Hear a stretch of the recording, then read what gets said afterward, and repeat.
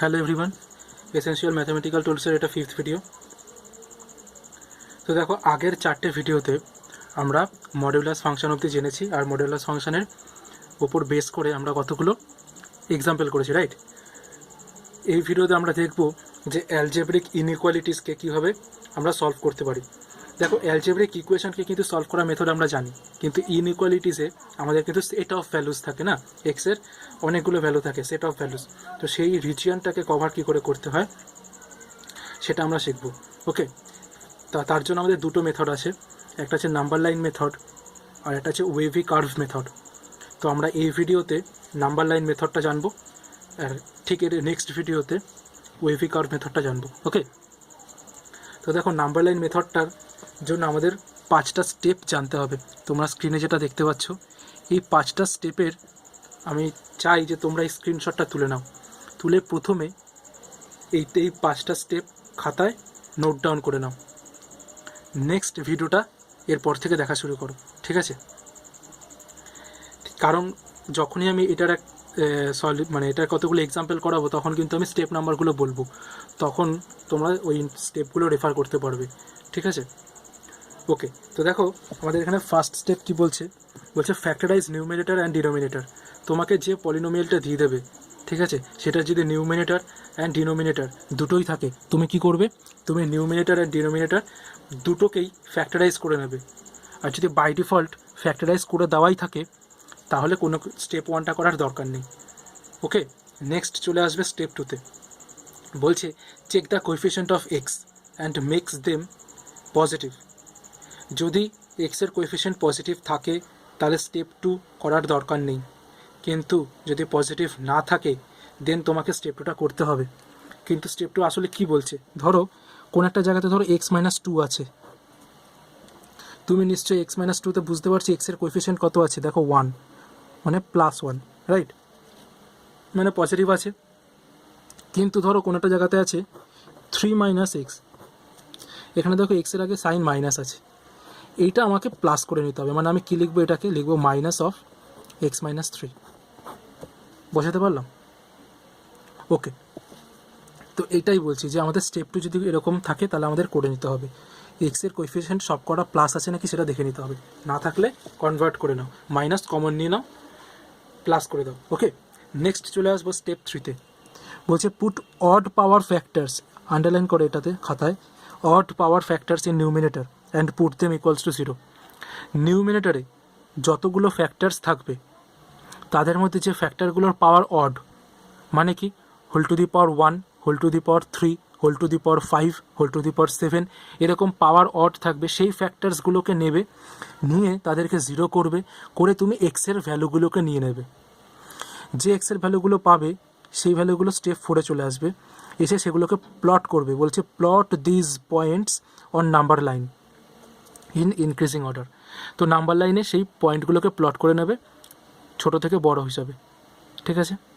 Next চলে আসবে step 5-এ, start numbering lines from right to left. মনে থাকে যেন, রাইট টু লেফট, আন্ডারলাইন করো, বড় থেকে ছোটোর দিকে যাবে, ছোটো থেকে বড়োর দিকে যাবে না, ঠিক আছে? টেকিং সাইন অফ f(x)-এর যে সাইনটা সেটা অনুযায়ী।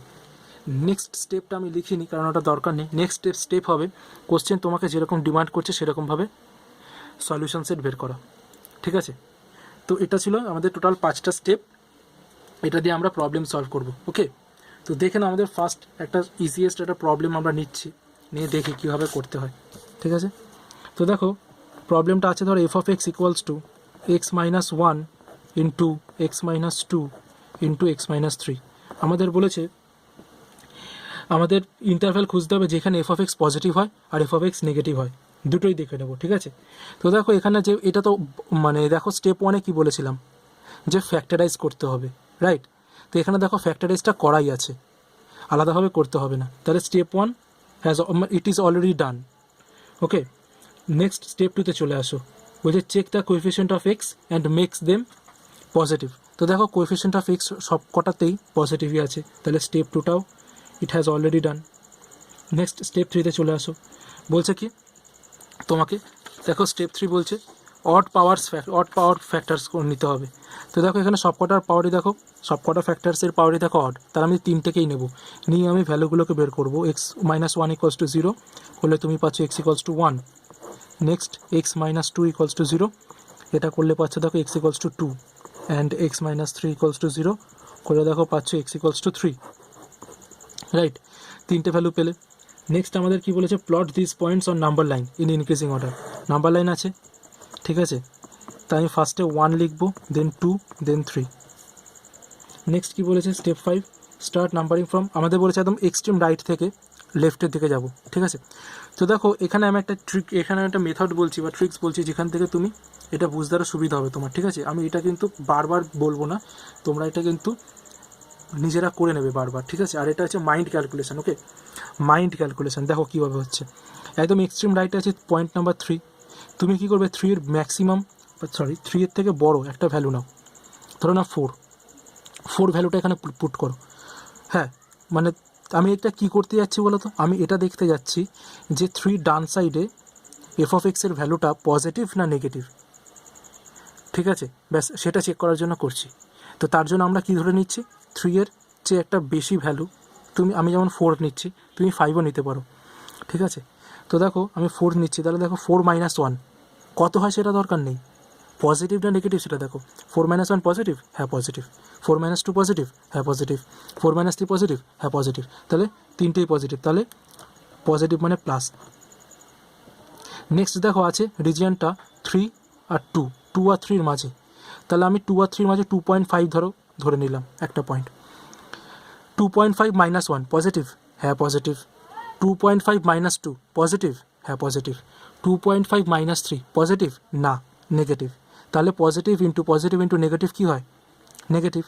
তো এটা কী হচ্ছে, নেগেটিভ। আমি নেগেটিভকে নিচে লিখব, ঠিক আছে।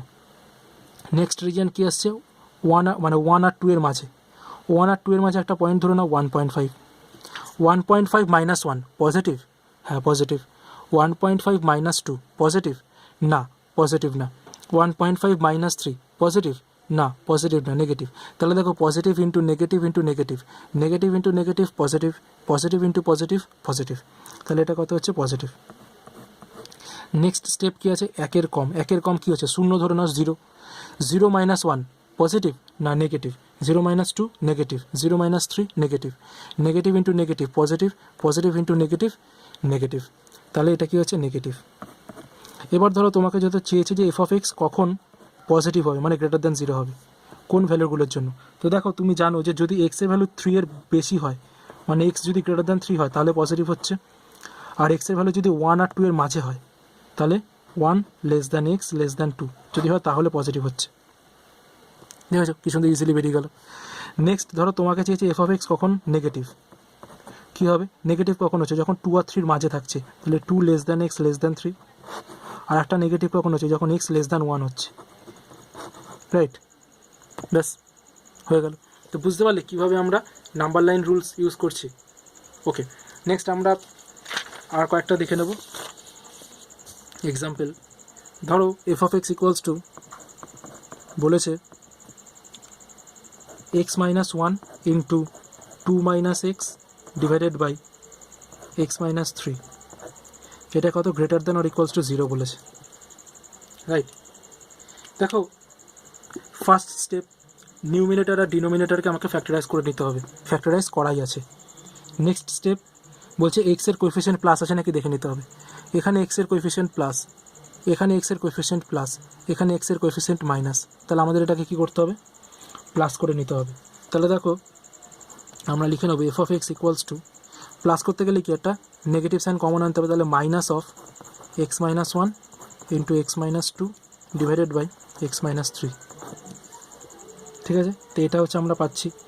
এবার আমাদের কী করতে হবে, এটা মানে step 2 complete, right. Next step 3, odd পাওয়ারের ফ্যাক্টরগুলো নিতে হবে। দেখো তিনটে অড পাওয়ারের ফ্যাক্টর আছে, 1 1 1, কিন্তু এখানে ডিনোমিনেটর যেটা আছে সেটা আমরা নিতে পারবো না।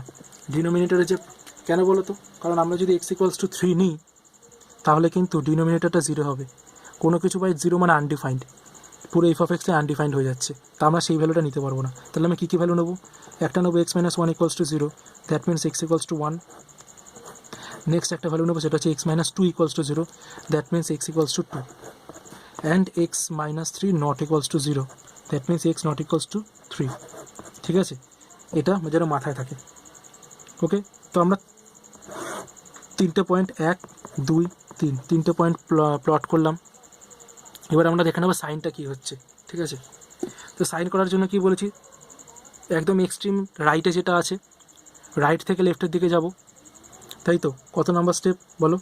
স্টেপ নাম্বার 5, রাইট থেকে লেফটের দিকে যাব। তাহলে এক্সট্রিম রাইট আছে 3, 3 এর ম্যাক্সিমাম মানে 3 এর থেকে বেশি একটা ভ্যালু নাও 4, 4 এখানে প্লট করো, এখানে প্লট করবে রেড দিয়ে যে এক্সপ্রেশনটা আছে, কারণ এখানে কিন্তু কোএফিসিয়েন্টটা পজিটিভ আছে এক্সের, এখানে নেই, এখানে প্লট করবে না, ভুলেও করবে না, এখানে করবে। তো ধরো 4 - 1 positive, positive, 4 - 2 positive, positive, 4 - 3 positive, positive, আর আগে আছেন কত মাইনাস, তাহলে সব কটা পজিটিভ ইন্টু মাইনাস করলে নেগেটিভ, তাহলে 3 এর বেশি করলে কী যাচ্ছে নেগেটিভ। তার মানে 2 আর 3 মাঝে করলে কী হবে পজিটিভ, 1 আর 2 মাঝে করলে কী হবে নেগেটিভ, 1 এর কম করলে কী হবে পজিটিভ। তো আমাদের এখানে জানতে চেয়েছে এফ অফ এক্স এর ভ্যালু কখন greater than or equals to 0 হয়, মানে কখন পজিটিভ হচ্ছে। তাহলে আমাদের কী কী বলতে হবে বলো? এটা তো হচ্ছে x less than or equals two 1 হলে, ইকুয়ালস টু কেন দিলাম, কারণ এখানে ইকুয়ালস আছে তার জন্য পজিটিভ হচ্ছে। আর একটা হচ্ছে 2 আর 3 মাঝে থাকলে, 2 less than or equals two x, less than or equals two দেবো না, কেন, কারণ 3 পয়েন্টটা তো ইনক্লুডেড না, 3তে তো ইনভ্যালিড হয়ে যাবে, তাহলে শুধু লেস দেন 3 হবে। বুঝতে পারলে কেন বললাম? যদি এখানে ইকুয়াল সাইনটা দিয়ে দিতাম তাহলে বোঝা যেত যে এক্সের ভ্যালু 3ও হতে পারে, কিন্তু হতে তো পারে না, এক্স ইকুয়াল টু 3 হলে তো এটা ইনভ্যালিড হয়ে যাচ্ছে, তাই না, ডিনোমিনেটর 0 হয়ে যাচ্ছে। ওকে, তো এটা ছিল আমাদের নেক্সট প্রবলেম। আচ্ছা, নেক্সট প্রবলেম আমরা দেখে নেব। ধরো এরকম আছে f of x equals to 2x - 1 into x minus 1 whole square into x minus 2 whole cube whole divided by x minus 4 whole to the power 4। এটা আমাকে গ্রেটার দ্যান 0 বের করতে হবে কোন ভ্যালুগুলোর জন্য হচ্ছে। তো দেখো first step number 1, step number 1 কী বলেছে, আমাকে নিউমিনেটর আর ডিনোমিনেটর দুটোকেই ফ্যাক্টরাইজ করতে হবে, তো অলরেডি ফ্যাক্টরাইজ করা আছে। নেক্সট স্টেপ 2 কী বলছে, এক্সের কোএফিসিয়েন্ট পজিটিভ আছে নাকি চেক করতে হবে, এক্সের কোএফিসিয়েন্ট সব কটাতেই পজিটিভ আছে। নেক্সট স্টেপ 3 কী বলছে, ফ্যাক্টরসগুলোর যেগুলোর পাওয়ার অড সেগুলোকে কাউন্ট করব, ইভেন্টগুলোকে নেব না।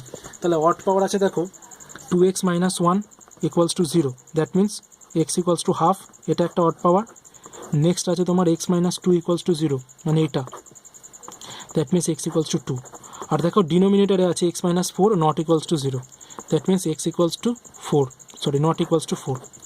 এক্সের ভ্যালু 4 হলে হবে না, 4 হলে মানে ইনভ্যালিড হয়ে যাচ্ছে, ঠিক আছে, ডিনোমিনেটার 0 হয়ে যাচ্ছে। তো এবার আমরা কী করবো, প্লট করবো, যেটা হচ্ছে নাম্বার লাইন।